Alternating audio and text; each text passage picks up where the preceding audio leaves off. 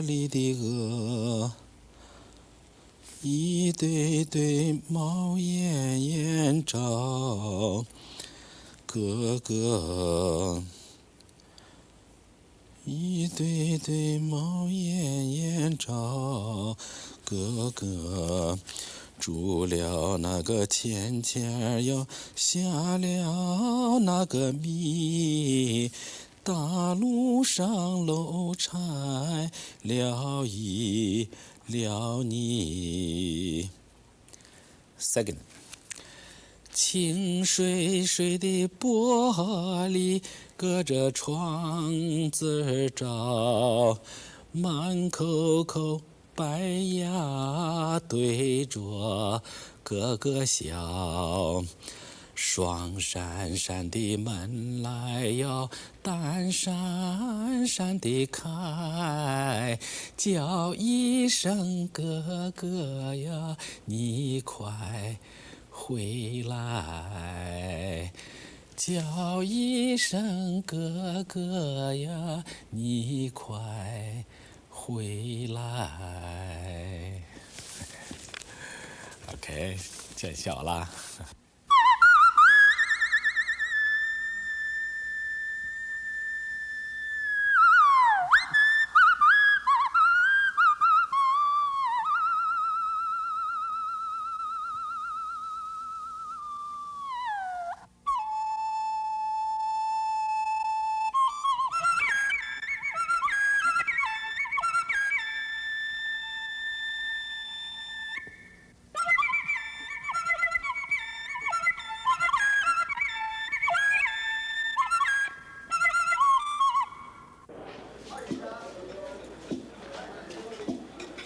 Any look at China is bound to be loaded with questions.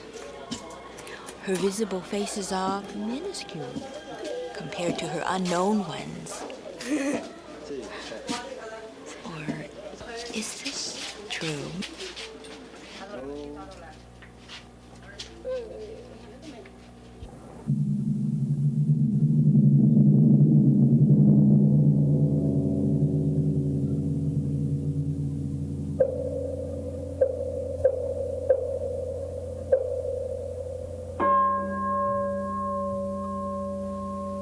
The name of the game used to be Shoot for the Contents. Explain. What's your desire here?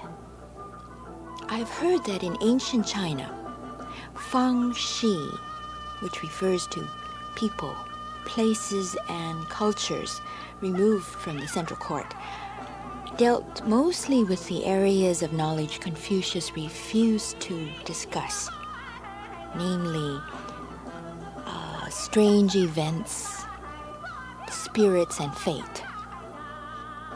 Feng Shi influence was significant in many areas of culture, including court social life. One of the games it offers as entertainment at the dinner parties of the rich and powerful is this game, Shoot for the Contents, or Guessing the Contents. I used to be fascinated by the master of this art of divination, Quan Lu.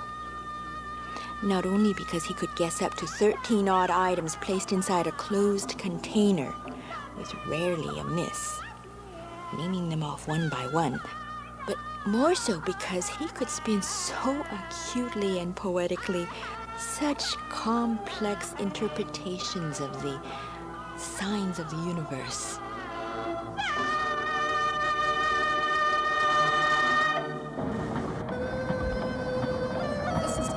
Shot in the dark. There are 3 items. Make a guess at any one of them. Let's see. It's not quite an object. Right?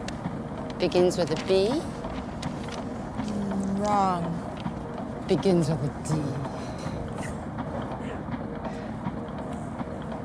Neither human nor quite animal. Its miraculous changes are inscrutable, comes from water, and has 5 colors. Can be as small as a silkworm or as large as the world. It changes without fixed date and moves up and down without fixed time. When it is a he is as red as fire. And when it is a she has a body like flat waves.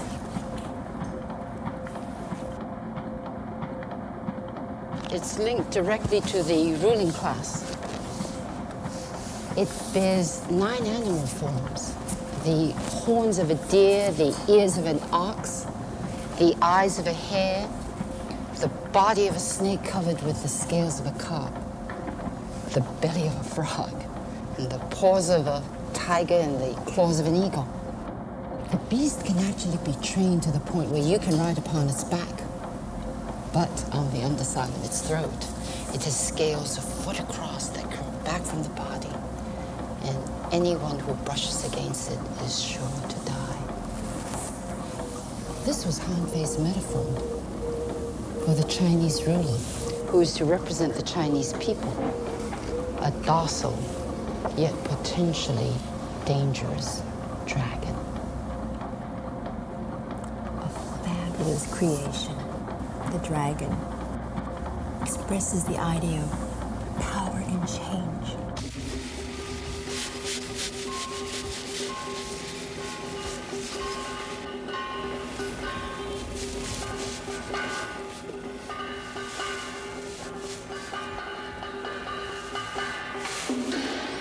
There is 1,000 trillion Chinas, as a Chinese storyteller would say. The China of people's imagining. The Beijing Review was quite vocal in condemning all this talk about China being an enigma as it keeps on changing its policies. They said it is quite off the mark for observers abroad to think of changes in politics as an indication of instability. Well, in the art of reading mountains, it is said that to find the dragon, one must first find its ancestors.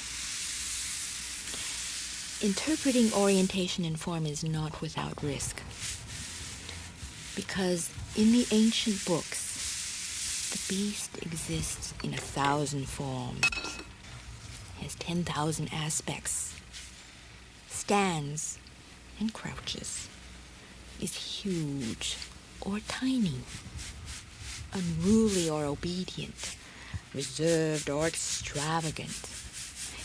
Infinitely in metamorphosis, it dives deep, rises high, meanders, coils, leaps, and takes its flight.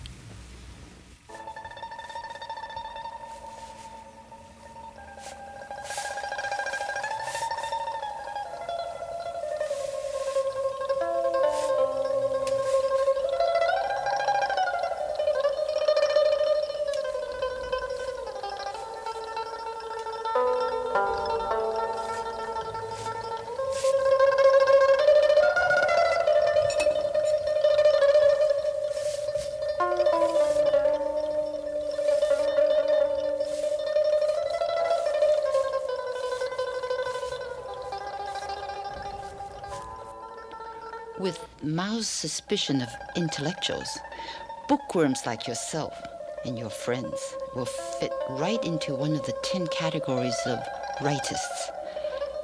Yes, you would either be a revisionist, a right opportunist, or a rightist. In any case, a stinking number 9. Oh. What about the 200s policy that have survived Mao? Well, history seems to repeat itself. What happened over 30 years ago? In 1956, Mao did initiate a period of public debate and party rectification under the slogan, "Let 100 flowers blossom, let 100 schools of thought contend." His speech at first provoked no reaction. China's intellectuals had learned to distrust all official sugar-coated declarations of this kind. But in June 1957, the 100 flowers began to bloom furiously, and the result was devastating for the regime. The leaders responded to these unexpectedly virulent criticisms by launching an immediate counteroffensive, thereby reopening a ruthless weeding out campaign aimed at uncovering the poisonous weeds hidden among the fragrant flowers.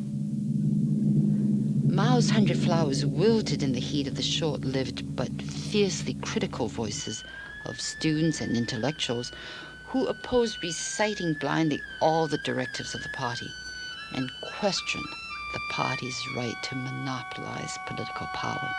现在在中国没有独立制片，因为独立制片其实是 Right now in China, there is no such thing as independent 自己可以 filmmaking. 做主。 Because there are two meanings to independent filmmaking. One, that it has independence in investment decisions. Second, that it has independence in distribution. 美国这些制片企业，它是根据市场的需要。 In the 自己 US, 决定拍 the 什么电影 decision to make what 自己决定 kind of 怎么发 film 行 is really 中国 up 呢， to 它 the 不完全 situation 是 of the 根据市 market, 场 and so it is more free. However, in China, very often the kind of film that is going to be shown and going to be made is decided according to 因为中国 political 的 needs of the 电影制 moment. 片企业都是在国家的手里头。 Because in China, all filmmaking enterprises are in the hands of the state. 制片厂虽然可以决定自己要拍什么电影，但是拍完了以后都要经过国家，代表国家的那个机关，去审查。 Although film studios can decide themselves what film they want to make, but afterwards it all has to pass through state censorship. 他如果审查通过了，你就可以发行；如果说审查通不过，你就不能发行。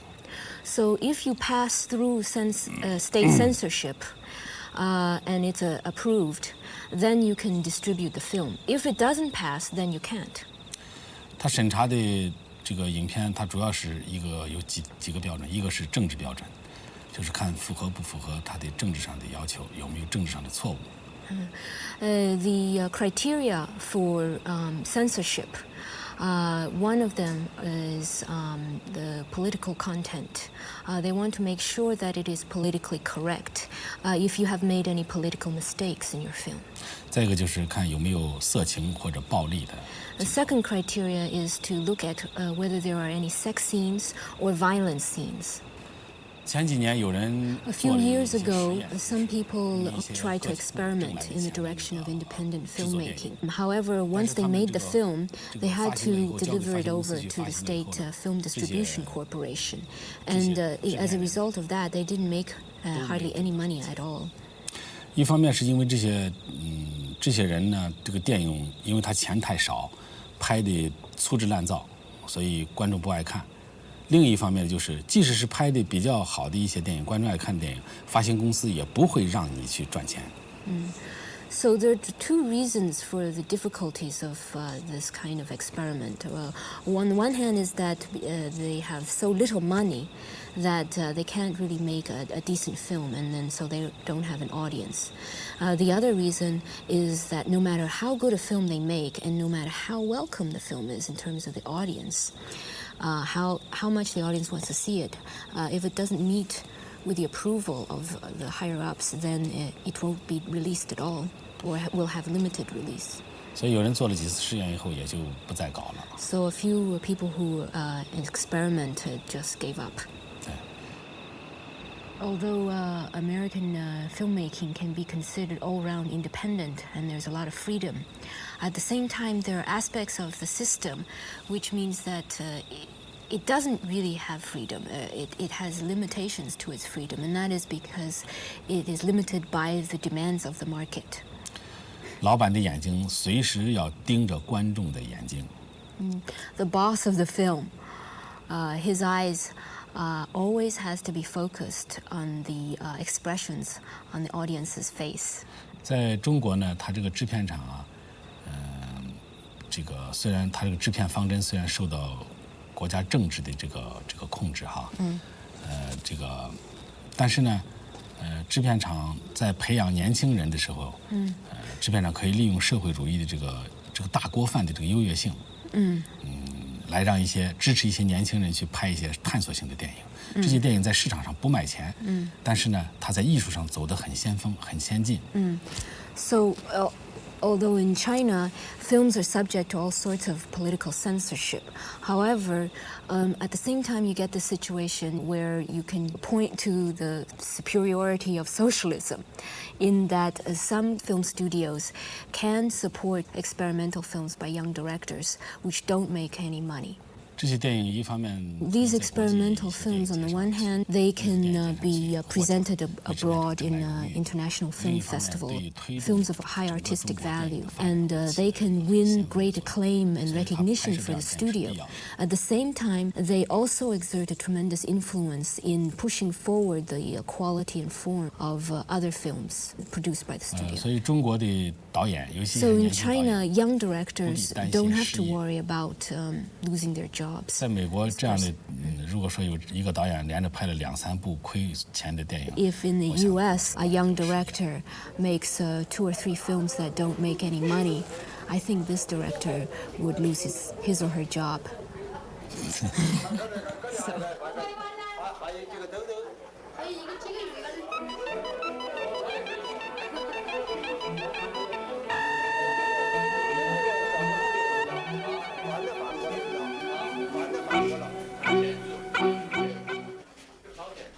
The outsider's journey is that of hit and miss. In-context subtleties are felt without being quite understood. But important truths do intermittently burst forth without warning, because it is easier to confide in foreigners whose short stay guarantees their discretion. Their being outsiders makes them at times strangely harmless. Think also of those of us here who don't speak all the Chinese languages. We are bound at some stage to hear through the translator's ears and to speak through their mouth. Without them, we would remain deaf and dumb. All depends on their finesse and their ability to mold our view. The political situation is such that actual situations necessarily require an indirect language. So there is always more to matters than meets the eye. Seeing through our own eyes does not guarantee any truth.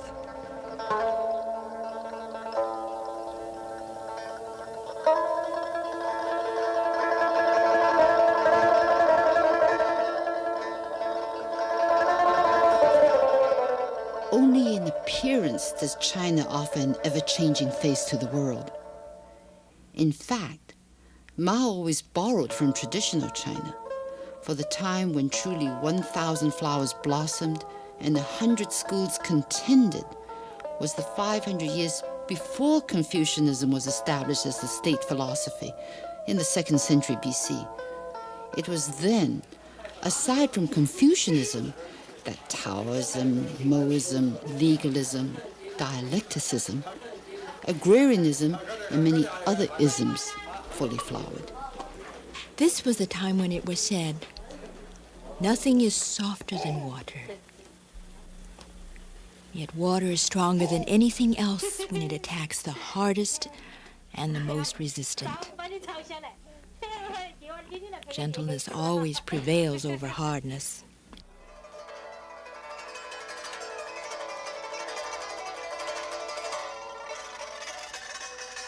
Today, coming back to Mao's persuasive speech, one read with some bewilderment the following affirmations.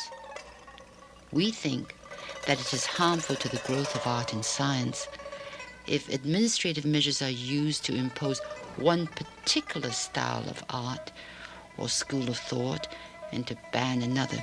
This is close to home. I mean both homes. There are differences, but this is nothing specific to China. Don't shoot back at random. Here's what Mao also said in that speech. Throughout history, New and correct things have often failed at the outset to win recognition from the majority of the people, and have had to develop by twists and turns in struggle. It is therefore necessary to be careful about questions of right and wrong.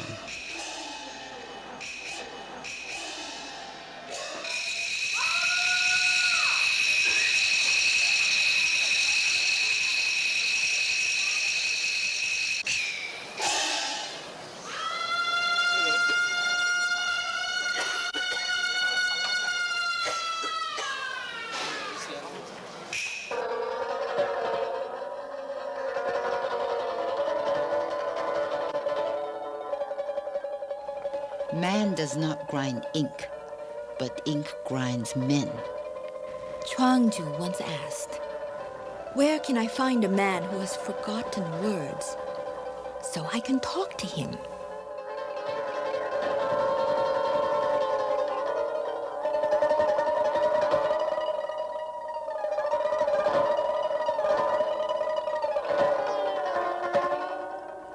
It is said that the 5 colors will blind a man's sight.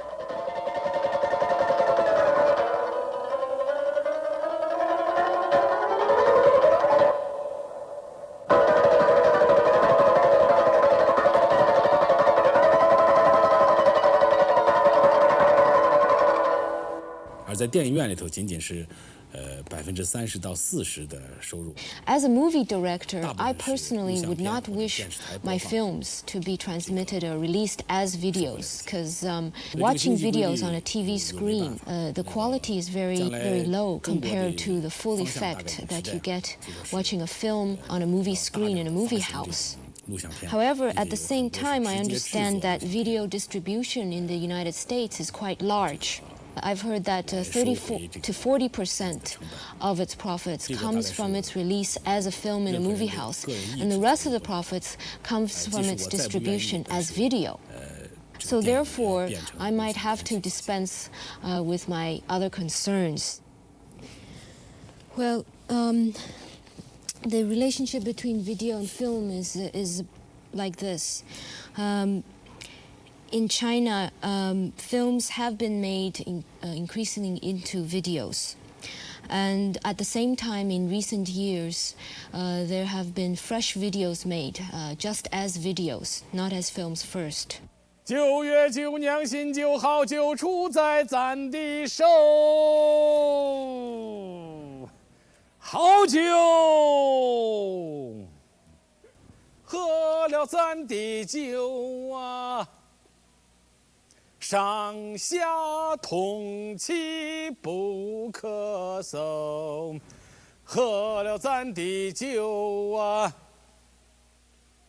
见了皇上不磕头，喝了咱的酒啊，一人赶走青沙口，喝了咱的酒啊。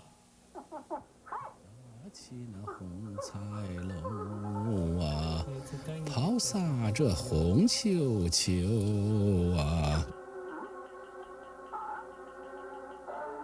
你看陕西的农地方戏，不是叫秦腔，而是叫碗碗腔、迷糊。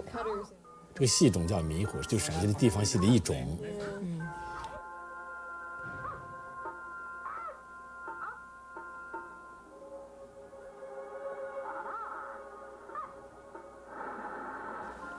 On the 7th day of the 7th moon, How Long chose to lie down in the sun. When someone asked what he was doing, he replied, "As with books, a man needs an occasional sunning to avoid mildew."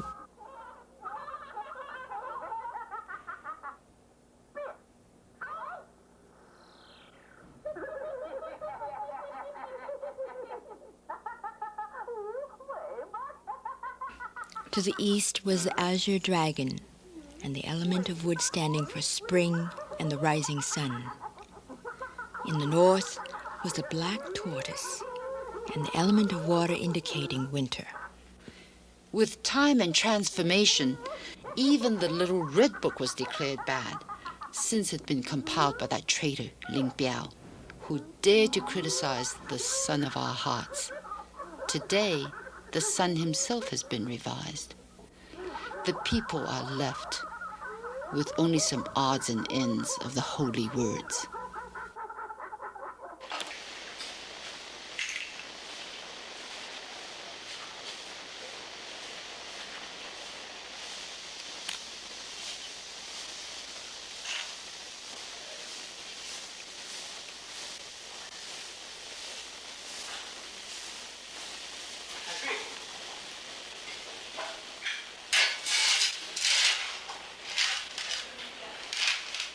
Mao was a son of the earth. For 10 years, he lived in cave dwellings and immersed himself in manual labor. He cultivated many flowers and weeded out the poisonous ones. Mao was no peasant. Mao was a man of mind and a man of letters. During a long march, it was said that he read most of the time. And then he would sit and dream solitarily. When he immersed himself in manual labor, it wasn't forced labor. He was cultivating his own garden a la Voltaire. But there are further differences to be made. One of the tales spun in Yinan also relates how Mao used to be bored during the speeches made by party officials. Although he himself was always fond of delivering long speeches. It was said that those who secretly collected his poems relied on the days of the party's meetings, during which Mao would write series of short, 4-verse poems while the speeches went on. Then he would throw them away under the table in crumpled paper balls.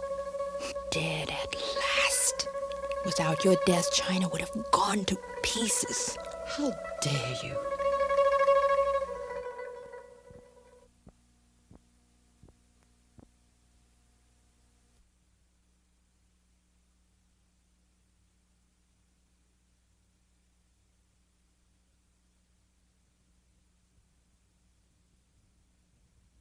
青线线儿那个蓝线线儿，蓝个莹莹的彩，生下一个兰花花哟，实在是爱死人。五谷里那个田苗子儿，唯有高粱高。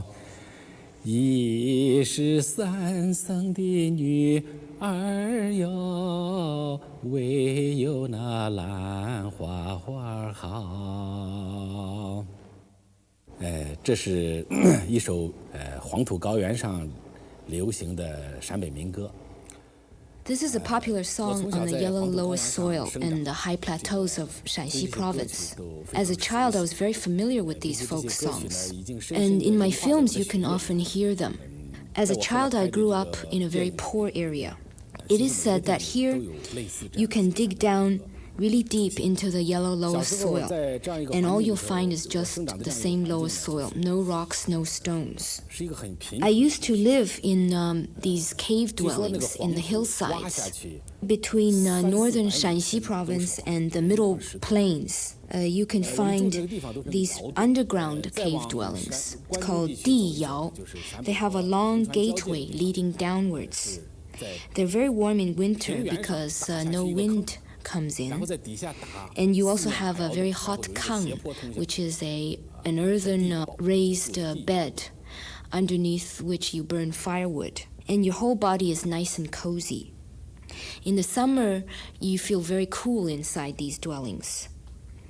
I think if the whole world lived in such dwellings, everyone would be very healthy. As a child, I used to accompany adults to the hills, and we used to herd sheep. We'd stand on the bare hillsides and yell out these folk songs. And our echoes would just reverberate back and forth between the hillsides. 不断地重复你的声音。对面山上就就回音啊，一个连 Mixing 一个 together with the local people, I've really developed deep feelings of attachment for them. 所以在这样一个基本上在这样 So whenever I see these ordinary peasants from these areas, 百姓的 even though they may have dirty faces, 深的， and maybe some of them may be very 我看着 selfish, 这些地方， I still feel very close to them, 看着他们都 and I still find them very 即使这些 endearing. 人手上很脏，脸上很脏，并且是也有一些人非常自私，但是就这些东西，在我来讲，都感到非常亲切，非常可爱。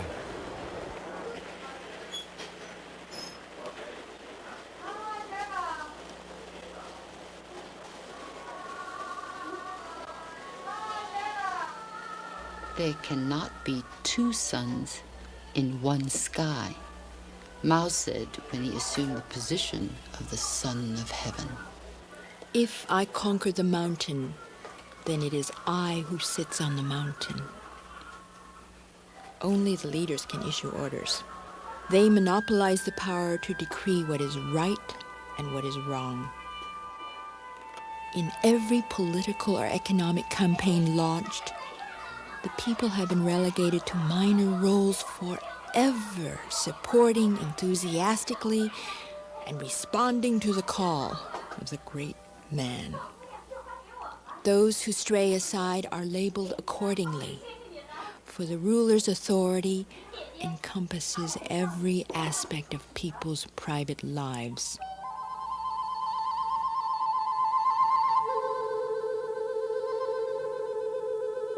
When I have presented one corner of a subject to anyone, and he cannot learn the other three from it, said Confucius, I do not repeat my lesson.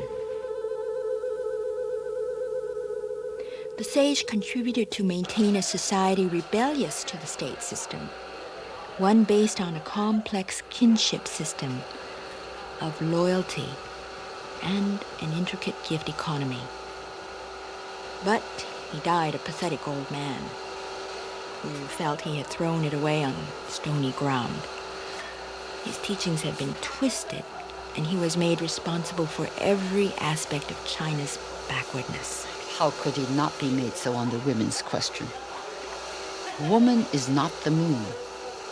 She must rely on herself to shine. Chinese feminists are fond of these lines, and the sage did nothing to unfossilize Chinese society when it comes to rebelling against gender inequality. Look, they're coming out of the picture and relating to you what's on their minds.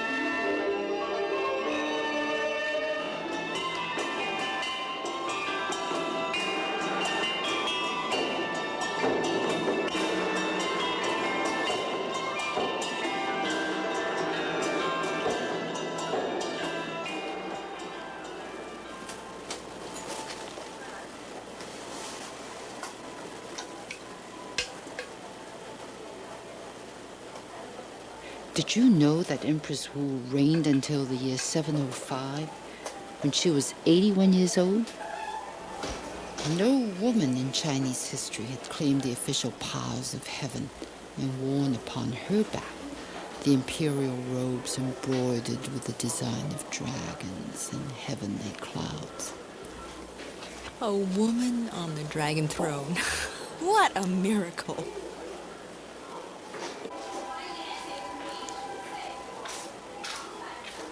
No, a poet does not take an experience as the content of his poem and pour it into a form. There is no poetry if there is no exploration of the language. So the poet's task is not only to say something for the first time, but also to say for the 1,001st time in a different way what has been said 1,000 times already. What is manifestly real to some eyes looks strangely stiff and conventional to others. You don't catch the vital spirit of things in form.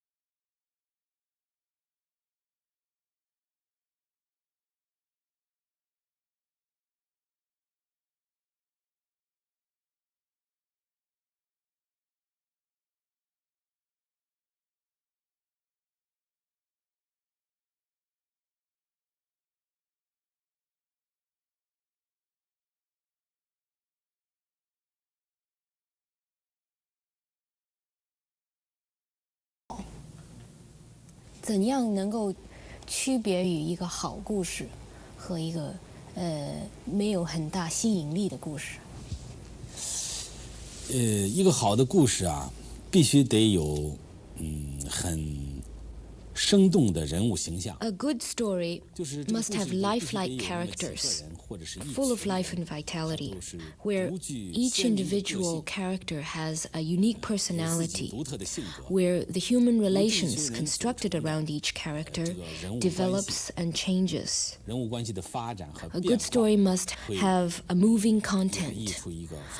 Its plot must be fresh. It mustn't repeat what others have already done. In other words, you don't chew over a steamed bun that somebody else has already chewed over. I think that art is always the discovery of the new. Something that you discover yourself, something new in content and form. This is what makes a good film. Nowadays, in many films, you see the same old things done over and over again. You have the same old stories in new guises. And you have the same old styles, and the character images are traditional and the same, but put in new costumes and trotted forth.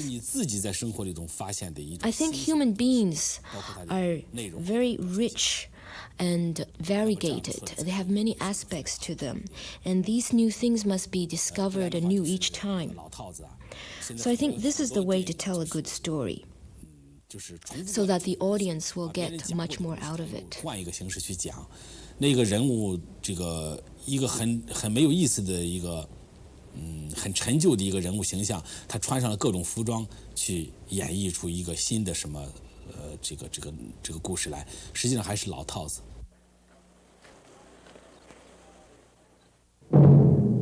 Mao ruled through the power of rhymes and proverbs, turned into snugly capsuled slogans.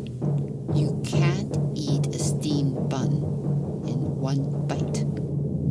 Yes, he was accused of formulating a system of indoctrination designed to turn all China into one chanting kindergarten. There could be worse.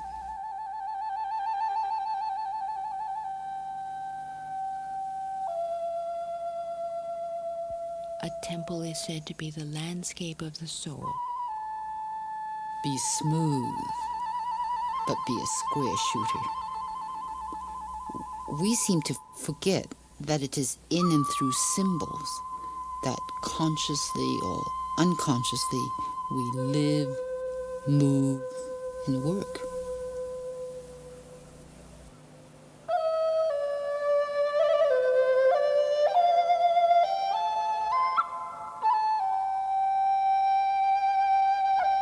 The writings of the master contain the solution to all problems, the answer to all questions. There was no situation in life that could not be settled with a quote from the great man.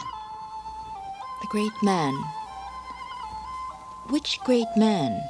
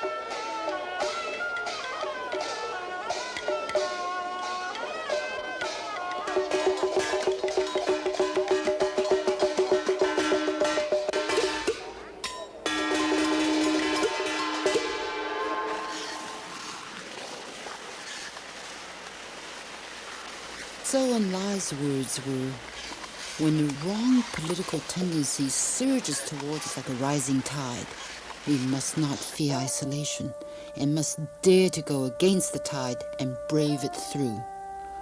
Mao's words were, going against the tide is a Marxist-Leninist principle. Confucius was condemned for having opposed social change. He was said to have had men arrested and executed for gathering a crowd to form an association, for spreading heretical views, and last but not least, for confusing right and wrong.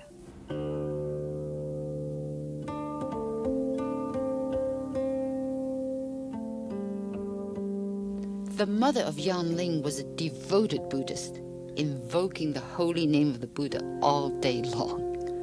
Then one day, Yanling decided to call his mother on a pretext. The old lady answered.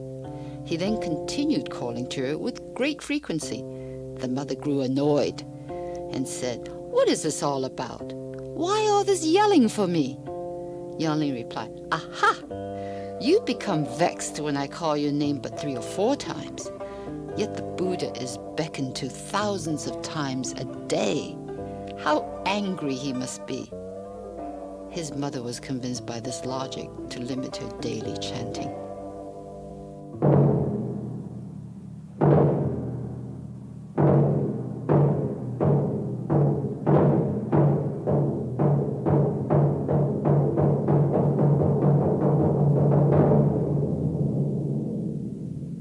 Mao used to compare revolutionaries who fought hard to overthrow feudal power but remained skeptical vis-a-vis his line of socialism, to the legendary Lord Shi, a dragon lover who collected pictures and statues of dragons with passion.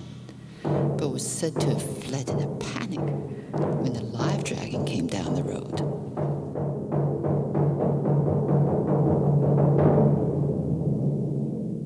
A peasant said it all. Politics is just beating air with air. Confucius also knew what he did when he said, "I saw a dragon today."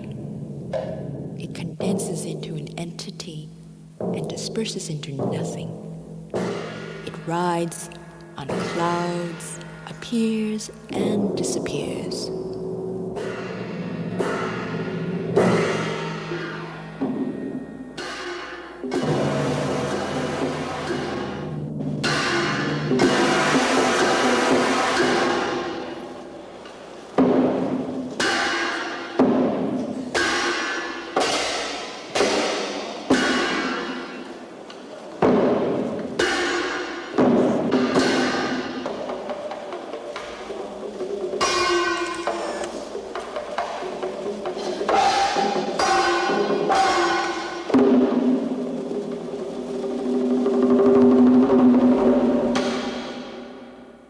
The people who were involved in the struggle there, as opposed to Russian perception of things. But that's all I could tell you. It didn't start with them, it started with the Cubans. And it's also a Marxist tenet, that each situation has its own social and historical dynamics, and you have to proceed from that. We know now the Russian model has been a farce. I always find it very amazing that people can thousands of miles situate themselves in a country that is 1/4 of the world's population. It's a massive country in terms of just its land space, attempt to become experts on another country, whether it's China, the Caribbean. For me, it's virtually impossible. And I think the most interesting anecdote is that people don't even know themselves. These very experts have to go to psychiatrists to tell them what has happened to them, what's the matter with them. In that context, I think that for Deng Xiaoping, for me, China is a place, someplace else, to carry out a modernization program has an enormous in alignment with America's wishes, which was to virtually impossible for you to get free labor to produce certain things for the marketplace. The problem is that China has not yet decided whether it wants to go towards the free market or whether it wants to have a dual economy. And when the students and the autonomous workers came out, it became a serious threat to the present status quo, because they did not understand that they never perceive of a situation in which the response to the modernization, we don't know what that represents. I don't think that first of all, I don't think that, I'll agree with Mao to the extent that when intellectuals gather, they exchange ideas. And ideas are never limited or narrow. Intellectuals are involved in the whole spectrum of life, material life. That means from the ant to human beings. I use the ant as a microcosm, as a small epsilon, a small thing to a large thing. And there's the dichotomy or apparent dichotomy between the two. But he's correct in that intellectuals express certain kinds of ideas, and people in power, by definition, see intellectuals as a threat to their status or the status quo.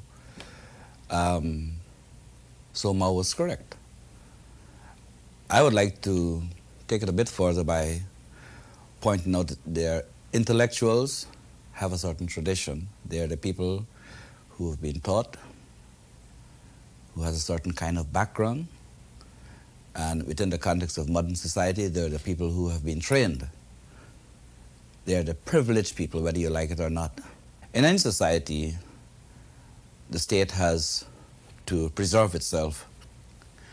Tiananmen Square, for me, exemplify the problem of non-organization, to the extent that Mao's famous speech, let 100 blossoms, let 100 flowers blossoms, let 100 something content, was another way in bringing the folks out of the closet, out of the holes, out of the various subterranean levels of society, of Chinese society, only to wipe them out once again because they pose a threat.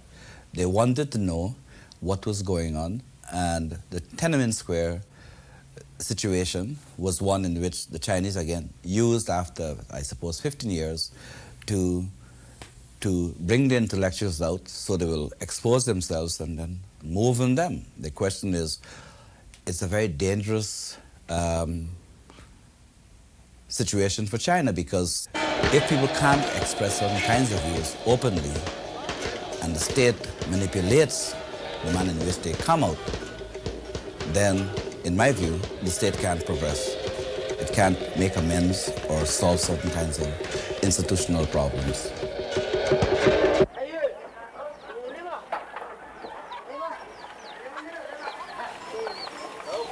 As a Chinese reporter noted, it was inevitable either that economic reform would break through the old political order, or that the old political order would act as a brake on economic reform.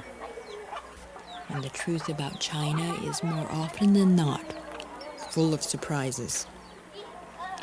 Because ruptures and continuities occur side by side. And as the saying goes, we have lifted a rock only to drop it on our own feet.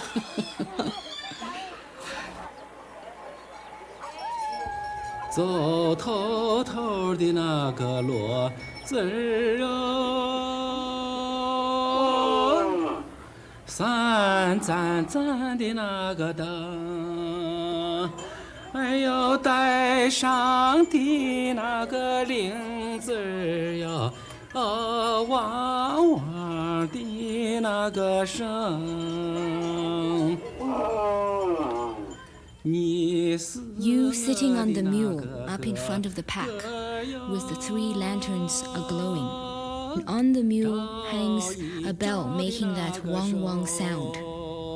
If you're my lover, please wave your hand. If you're not my lover, please just go on.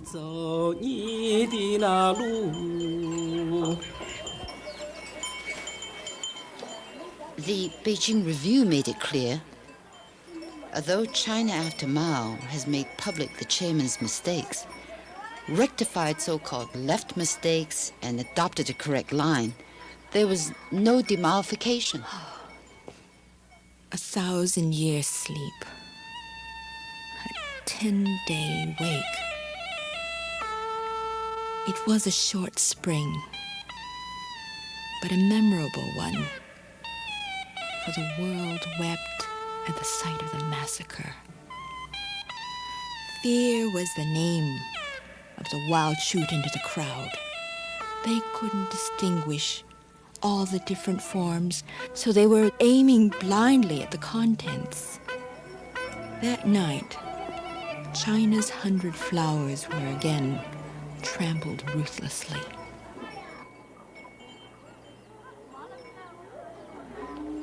The Cultural Revolution was said to have confounded right and wrong.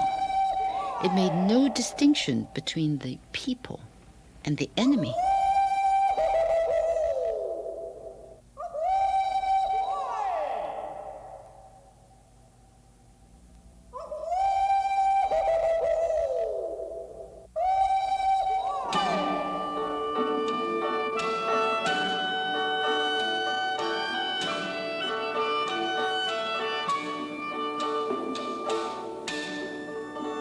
The 100 Flowers episode had revealed another dangerous source of opposition, the resurgent anti-Chinese nationalism of all the minorities.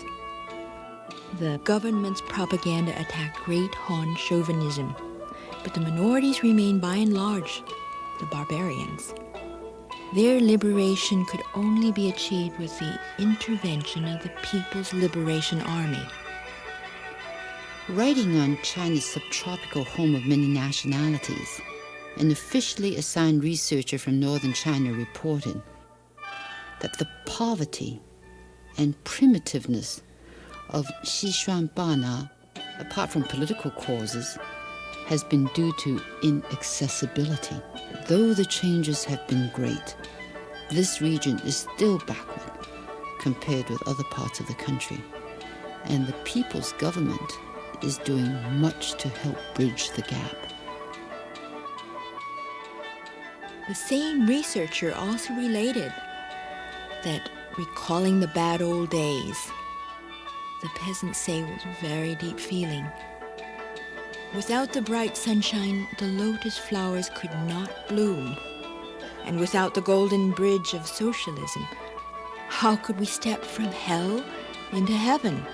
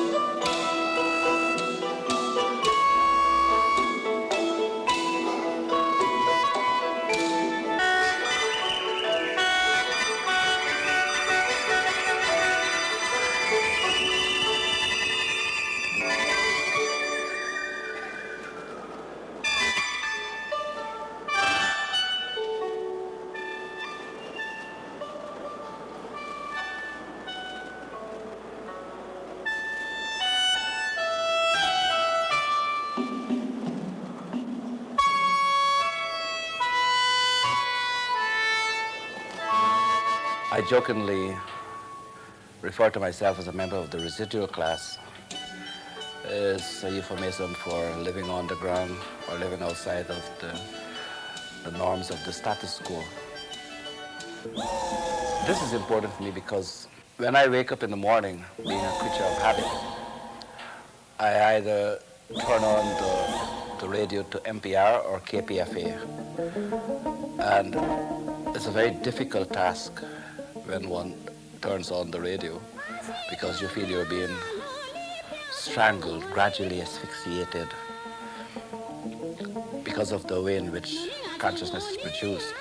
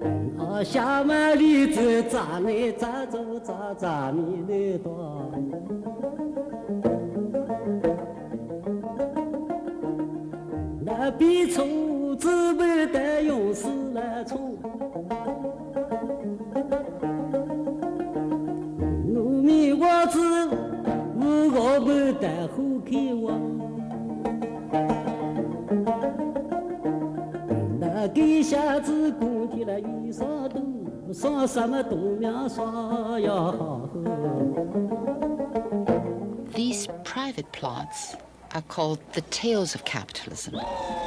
For a long time, we did our best to cut them off. Why should we go back to a less socialist organization now? While at sea, Master I anchored for the night in the cove of an island. At night, he heard the sound of weeping coming from the water, coupled with human-like voices. Listening more carefully, he overheard this conversation. The Dragon King has issued a decree yesterday to the effect that all aquatic animals that have tails are to be beheaded. As I am an alligator, I weep because I am afraid of death. But thou art a frog and has no tail. Now, why weepest thou then? Thereafter he heard the plaintive reply, I am indeed fortunate to have no tail at present. But the fact that I did once bear a tail as a tadpole might be recalled.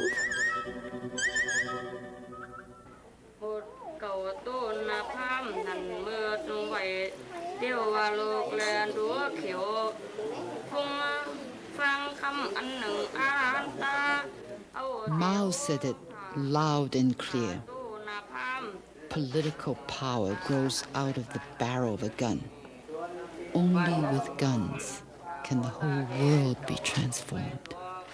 Still, on the question of Tibet, Yin Fatan said, one cannot comb different kinds of hair with the same brush.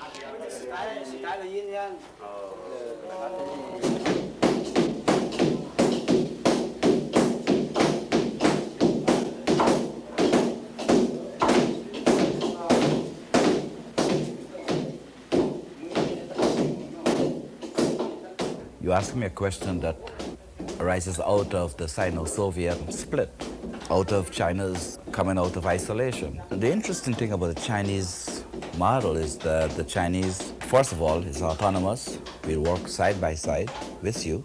The decision-making process was not left to the Chinese. It was left to the Tanzanians, which meant that the Tanzanians can change the program, but kept the railroad going. The railroad had significant impact on that regional economic sphere because it allowed Zambia to transport its goods through to Tanzania that had a port, but it also enhanced Tanzania's position. The second thing they did was to introduce a health program based on the restoration of African medicine. What they did was integrate Western medicine, Chinese medicine, African medicine, which allowed for the Africans to integrate all these various facets into the health system. The third and most important thing was the question of defense. The Chinese decided to teach the Tanzania about guerrilla warfare. They modernized their military system by teaching them guerrilla warfare because they were surrounded by hostile nations. Lastly, in view of the fact that they had built this railroad, Rhodesia didn't like it, South Africa didn't like it, the Americans didn't like it, the British, nobody liked the fact that this unfeasible thing was becoming a dream come true, a dream real. The military aspect of it was fundamental to the Tanzanian economy because they were able to engage, if they were engaged, in military combat at a level that the West was not able to confront, in my view, because you're in your own backyard. I've know about no country that engages in war that has lost their war in modern times based on guerrilla warfare. So in that sense, the Chinese model was in advance of the Soviets because the Chinese had a program in which they charged no interest on loan/aid. It was protracted over a long period of time and was paid. But then the Chinese made another attempt to get into Africa, which was they were moving into Mozambique, Angola, Savimbi, Running Dog. They went along, they supported Running Dog largely because the Soviets supported MPLA. Now that has to be placed in a context. the Sino-Soviet split has to be seen as a crucial departure from the old solidarity, international solidarity with the Soviets and all the anti-imperialist, anti-colonization movement. And in this sense, the Chinese, one can say that the Chinese decided to support Savimbi without analyzing the role Savimbi would have, the destabilizing role Savimbi would have played in that region. But they had to. It can be viewed as an independent position. But in terms of Africa, it was a very retrograde position, in my view. And that's why I say the question of 50-50 there, 50% failure, 50% success. I saw China as a very positive sign until Mao's death. And for me, that's a very realistic position. I don't think, except for the people who make policy decisions, they have to situate themselves into China because they make policy. But for the average person, China is a place that is vast and beautiful and intriguing.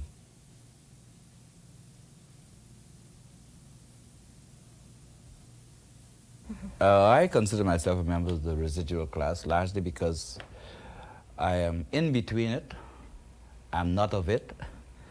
By that I mean that people produce. They are the people who appropriate people's labor. The people who appropriate people's labor, the ruling elite, they own the means of production. And then there's the working class who doesn't have time to think about who he's given his labor to or to where he's given his labor to, and me, who enjoy everything that both sides produce.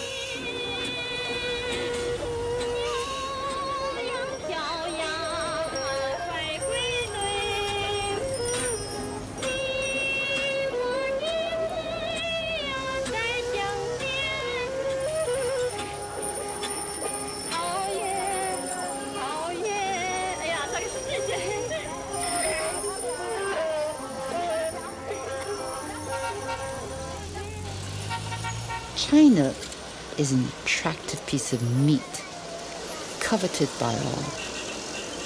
But this meat is very tough, and for years, no one has been able to bite into it. These were Zhao Enlai's words. Is eating and drinking a mere trifle? No. Class struggle exists even at the tips of one's chopsticks. Under the conditions of proletarian dictatorship, the class enemy will attack us not only with steel bullets, but more frequently with sugar-coated bullets. As the saying goes, you can't lift your hand against them when you eat their food. This was Liu Yulang writing in Red Flag, the party's journal.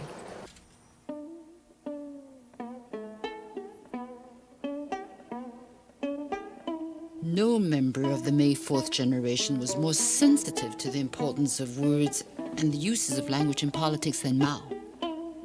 His words were unconditionally worshipped. But But when words and acts no longer coincided, articles in the People's Daily did appear with headlines such as "Talking Nonsense" or "Great Empty Talk."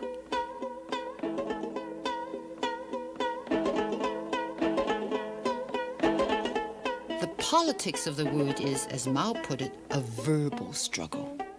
And the struggle will never end. But Mao's word power prevails, even when Mao is denounced in the name of Mao.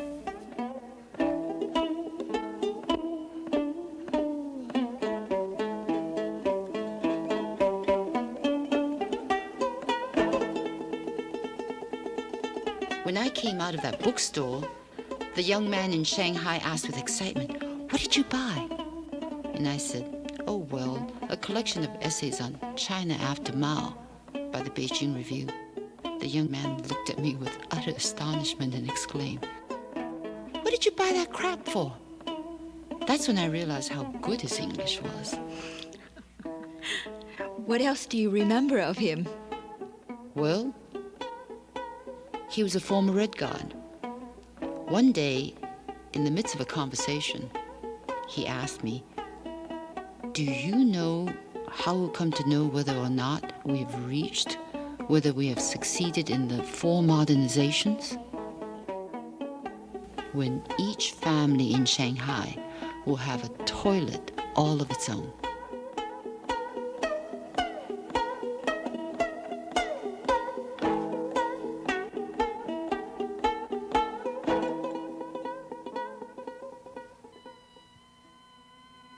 Now, how do we distinguish between right and left anyway?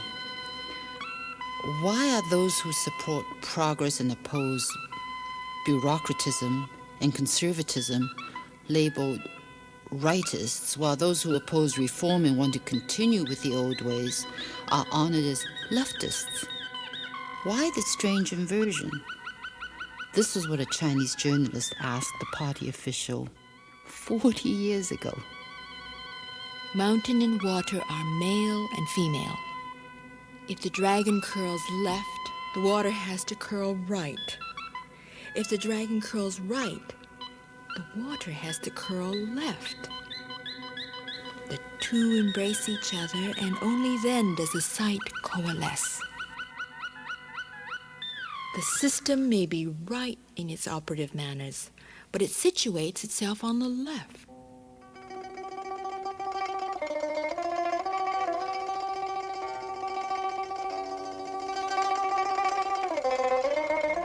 A woman remarked that the rise of patriarchal society probably started when man began to accumulate personal over communal property.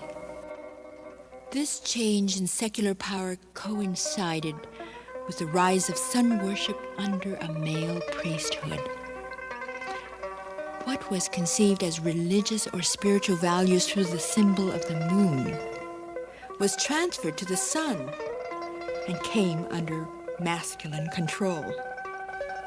Sun rationale and sun cruelties hence reigned over moon thinking and moon madness. The sun hero was then a man who claimed to be the one and only son of heaven. As the dragon was appropriated as a symbol of the ruler, its use by ordinary people was considered an encroachment on the imperial authority. But orders issued during the Yuan dynasty to prohibit dragon designs were ignored by the people. To compromise, imperial dragons were to have 5 claws, while those used by ministers in lower ranks were to have only 3 or 4 claws.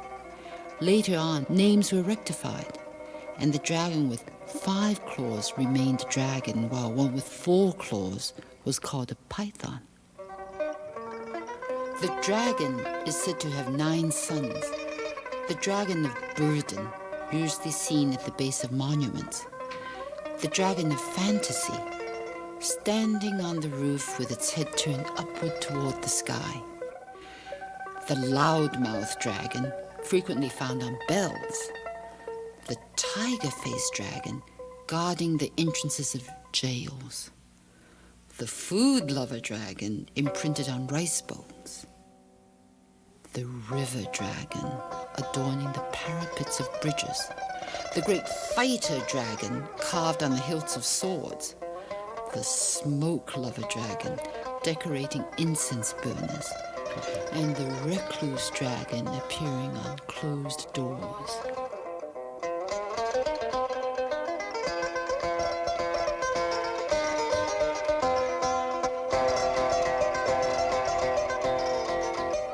China is red, yellow, and blue, feared and hated.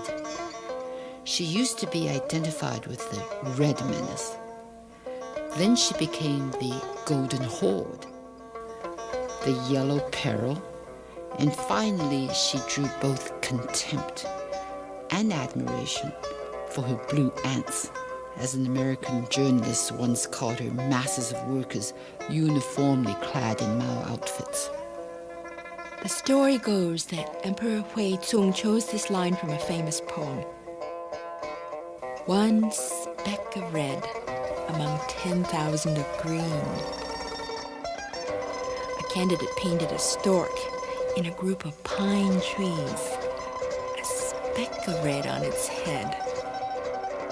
A second showed the crimson sun setting over a welter of green waves.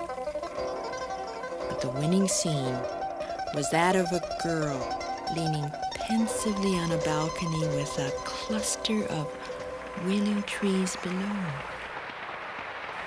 The word red is a symbol for woman.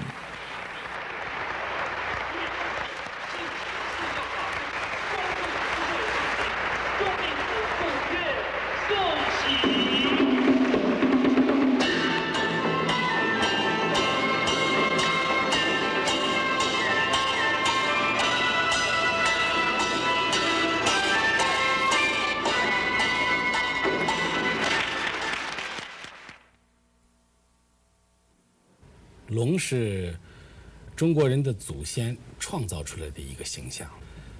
据说在几千年以前，人们看到天空中那个彩霞呀，有2条大蛇，这个从地上把水都吸上天去了。The image of the dragon was created by our ancestors. It is said that the image came from the idea that there were 2 snakes in the sky. The dragon is a composite of a horse's head, and a deer's antlers, and a snake's body, and the chicken's claws. So the dragon symbolizes life itself. To this day is a modern Chinese totem, and the dragon symbolizes power. For example, the emperor proclaimed himself dragon. He was the true dragon's son of heaven.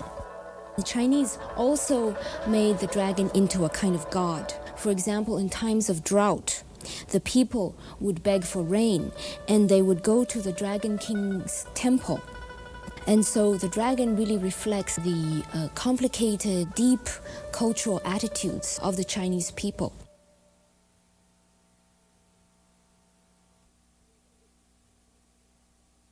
就是铡草的那个刀啊，勾在肉里边，然后挂在身上，挂在2个胳膊上，然后脖子上呢绑上几把小刀子，比如4把小刀子，小铡刀，顶着自己的脖子，稍微一动就划得满身的血口。他要跑20多公里去祈雨。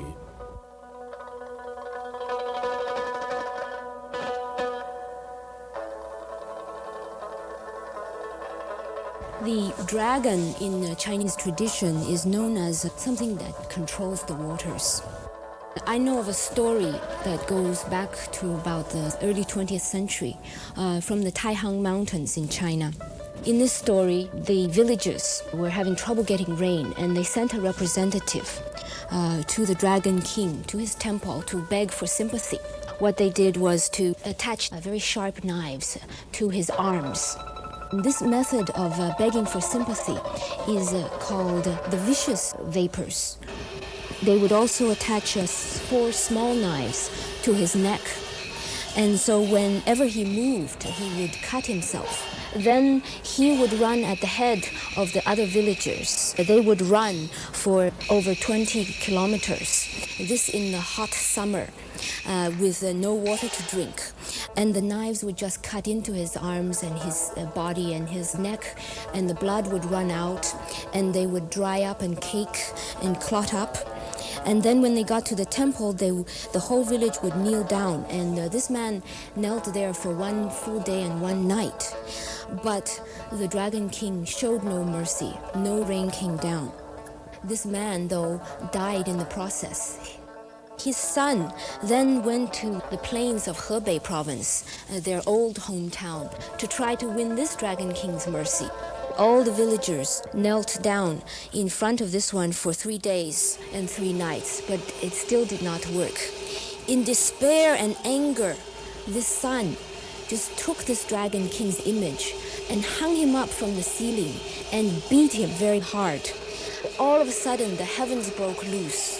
The rain just came pouring down. The Dragon King was so angry that he just let loose his control over the water, and so the people had rain. This is a story that expresses a great deal the attitudes the people have towards the Dragon King. 把他们的地上的土全部冲光了，山上光剩下石头了。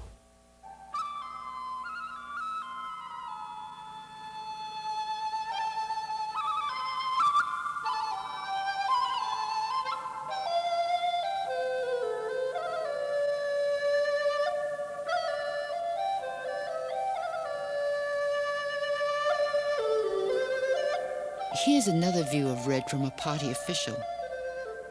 10 or 100 brainwashings are needed in the life of a man. 10 or 100 cultural revolutions are needed in the life of China if she is to remain red for 1,000 or 10,000 years. Red doesn't last well. It fades. Sure, everything is possible, as a student in Chengdu said.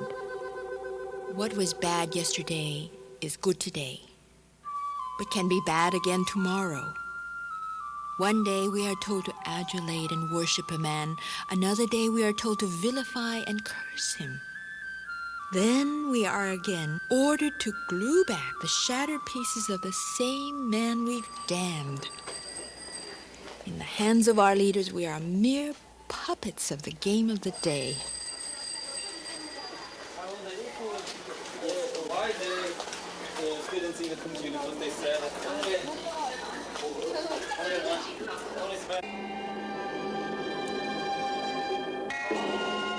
The traditional opera retains its popularity with the masses down to the present day. Scholar Huang Sheng compares it to the paintings of Master Qi Baishi, whose depictions of grass and flowers and landscapes are in simple, vigorous strokes that leave out many details, yet among the leaves and the petals, we often see such tiny insects as the dragonfly or the cricket, painted in the Gongbi style, the realistic style, with such meticulous care that even the lines on their wings can be seen.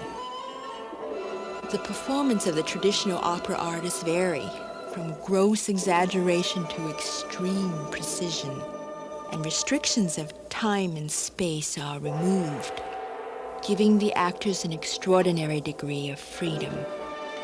Bold omissions and minute depictions become a perfectly harmonized entity in the whole performance. As with Shang Fu's garden, the joy is to see the small in the large and the large in the small, the real in the illusory and the illusory in the real.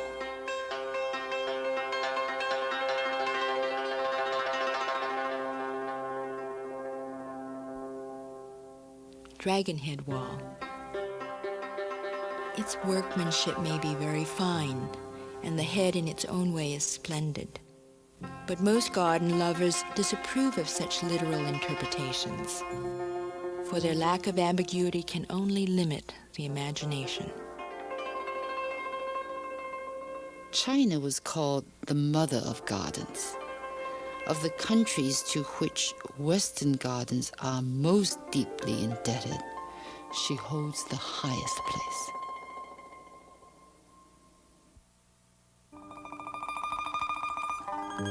An inscription above one of the doorways of a garden reads, "The fragrance of antiquity lasts forever."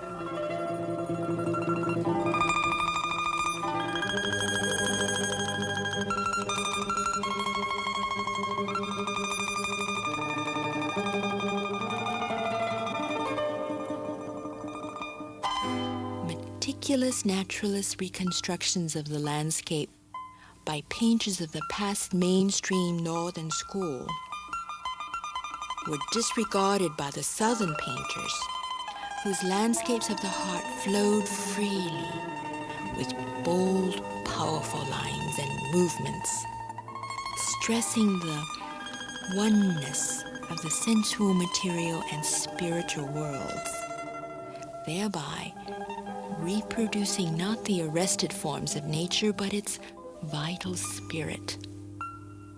Like the painter, the garden maker creates landscapes and is an interpreter, not a copyist. The true way has always been to capture the Qi Yung. In a successful garden, forms themselves are only starting points for the imagination to roam freely about.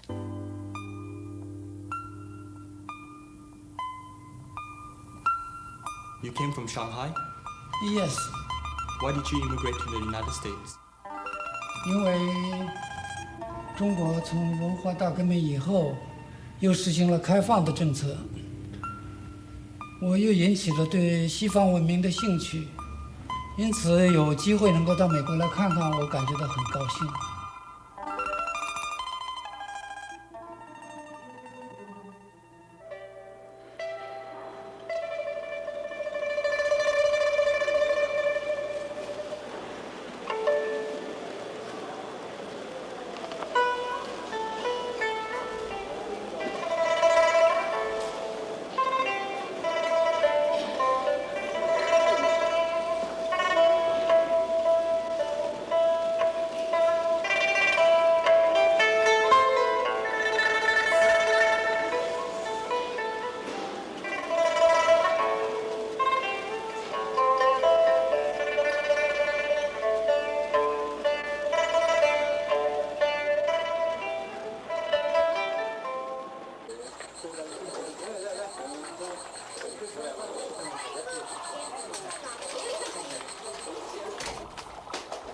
哥哥，你走西口，小妹妹是南流，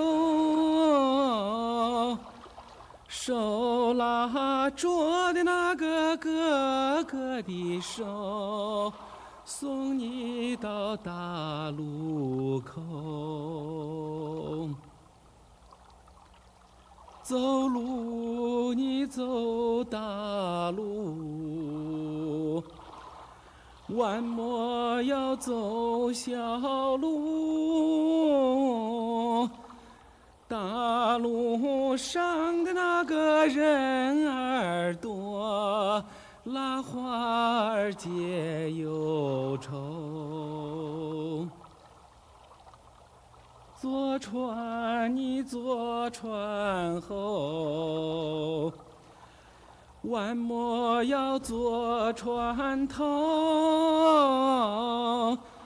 船头上的那个风浪大，小心掉在水里头。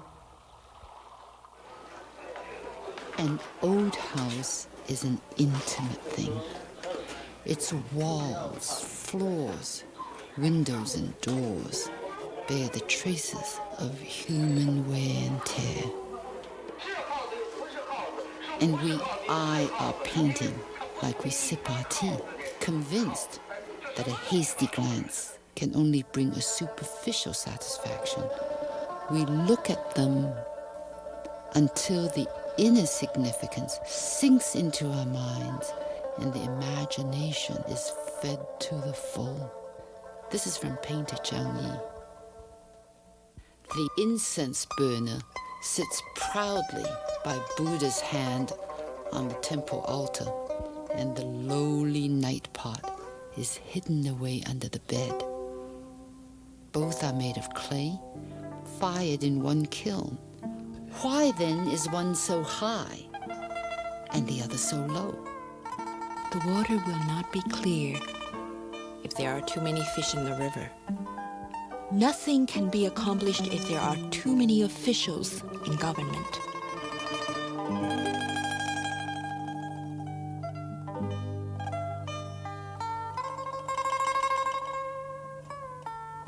Here's another shot in the dark. There's no movement. No traveling. Just a lousy head-on shot. Don't become infatuated with this machinery.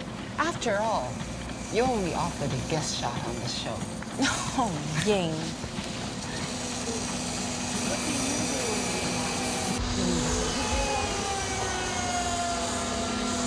What do you do in real life? I'm supposed to be an actress. I think. Well, tell me, Ying, what do you do outside of this show? Well, I like to think of myself as a political activist.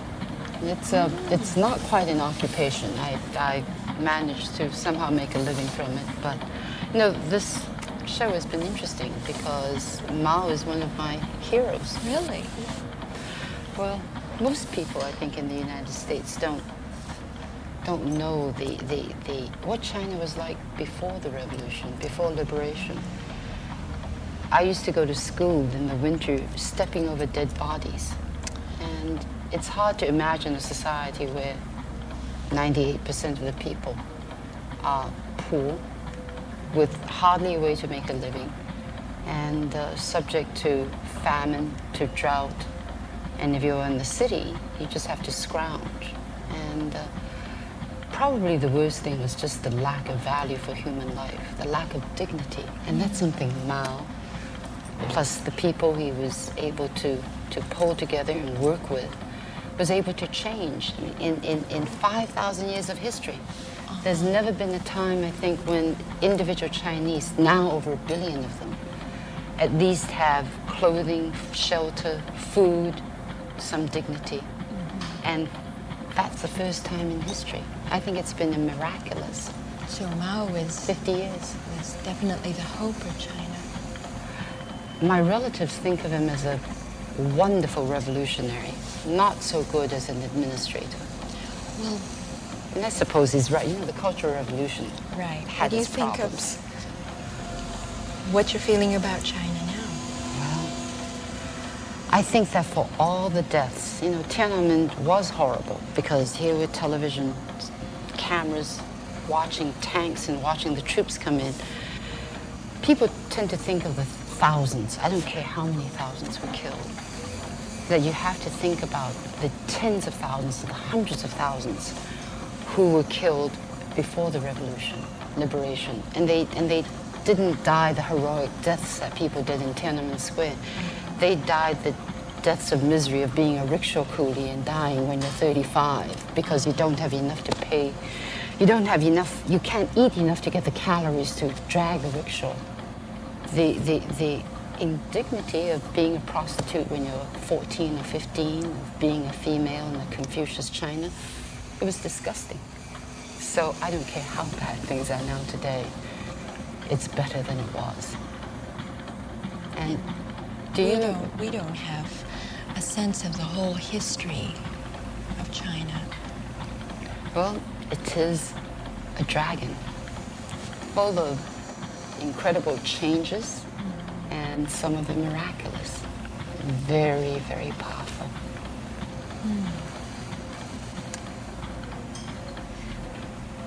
Well, I'm an American-born Chinese, and I find myself in a very fascinating position of trying to understand China, but being American. So I have the pull. One hand on dry land over here and one hand on dry land over there. This lovely fragile box. Yes, our form. And yes, my position is just as fragile, I feel sometimes, because with my hands spread out, I find my feet wet. Well, you're dry fourth land and generation, wet. aren't you?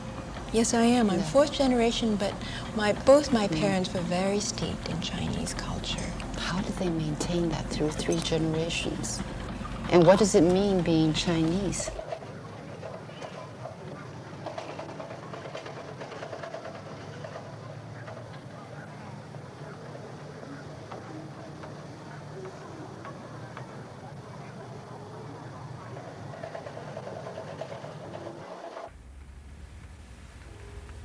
I don't know. I'm glad when this is going to be over.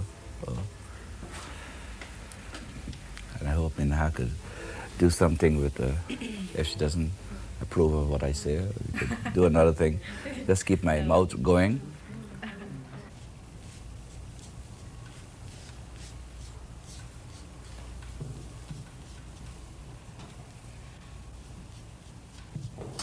Deep silence.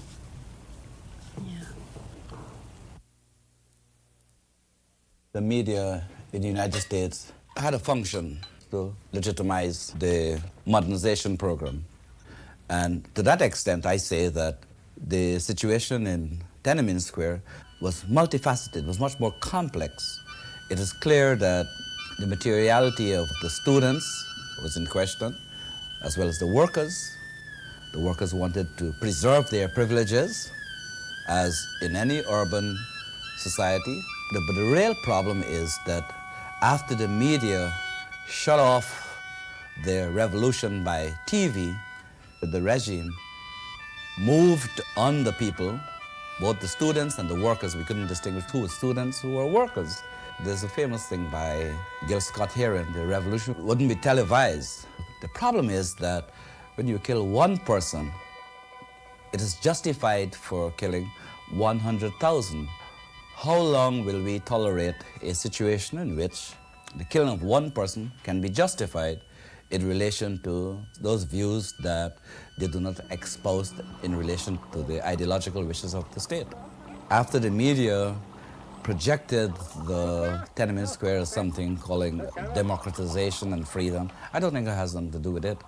Nobody knows. Only the people who speak the language of China understands that problem. What it is they were demonstrating, protesting against.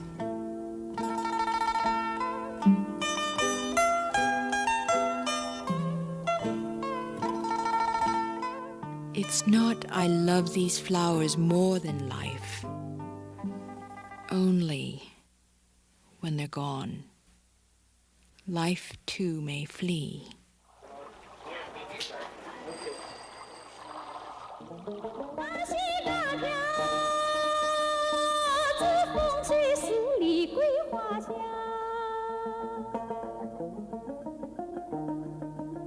夫子出得后。